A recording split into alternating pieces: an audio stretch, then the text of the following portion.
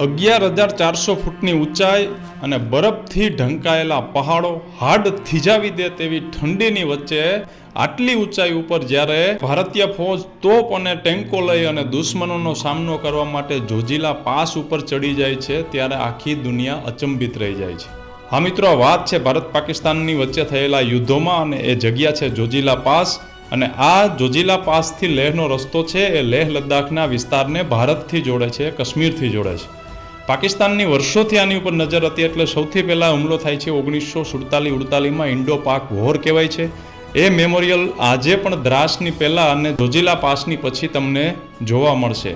સૌથી પહેલાં 1948ની અંદર જોજીલા પાસ ઉપર પાકિસ્તાને હુમલો કર્યો કે આ રસ્તો જો કબજો કરી લેવામાં આવે તો લેહ અને આખો વિસ્તાર આપણે જીતી શકીએ, પરંતુ નવેમ્બર માસની અંદર એ હાડ થીજાવતી ઠંડીમાં પણ ભારતીય સેના એટલી ઊંચાઈએ તોપગોળો લઈને પહોંચે છે અને ઓપરેશન બાયસન ચલાવે છે અને એમાં ભારતનો વિજય થાય છે અને પાકિસ્તાની ઘૂસણખોરોને ત્યાંથી ભગાડે છે। દ્રાસ, કારગિલ અને જોજીલા પાસનો જે રસ્તો છે એ બધો ભારતના કબજામાં લે છે। બીજી ઘટના બને છે 1999માં મે મહિનાની આસપાસ કે ત્યારે ફરીથી પાકિસ્તાન આ જોજીલા પાસ ઉપર કબજો કરે છે, દ્રાસ અને ટાઈગર હિલ ઉપર કબજો કરે છે।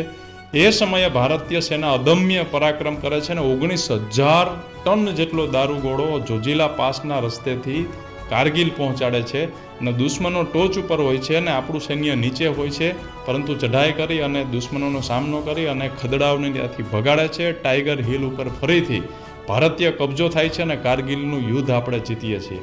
તો આ જોજીલા પાસ છે એ માત્ર ફરવાનું સ્થળ નથી, પરંતુ ભારતીય સેનાના અદ્ભુત સાહસો, અમર બલિદાનો અને સૈન્યની શૌર્યગાથાનું એક સ્થળ છે જોજીલા પાસ। તો 1948નું ઓપરેશન બાયસન પણ ભારત જીતે છે અને 1999નું ઓપરેશન વિજય પણ ભારતીય સેના જીતે છે। અને આ વિસ્તારોની મુલાકાત કરશો ત્યારે તમને રિયલમાં ખબર પડશે કે આ દેશની સેના કઈ પરિસ્થિતિમાં, કેવા સંજોગોમાં, કેટલી વિષમ વાતાવરણમાં, કેટલી બધી કઠિનાઈઓમાં આ દેશની સરહદોની રક્ષા કરે છે। અને એ લોકોએ તો ખાસ આ વિસ્તારના વિઝિટે જવું જોઈએ, જે ફાટેલો ચડ્ડો પહેરી, તૂટેલા ખાટલાના પાયામાં પગ ભરાવી અને 40 રૂપિયાની 250 ગ્રામ ચા આવતી હોય એ ચા પીતા પીતા વોટ્સઅપની અંદર અને સોશિયલ મીડિયા યુનિવર્સિટીમાં મેસેજો કરતા હોય કે આતંકવાદીઓ ઘૂસી જાય તો આ આર્મી શું કરે છે, RDXનો જથ્થો ઘૂસી જાય તો આપણી સેના શું કરે છે।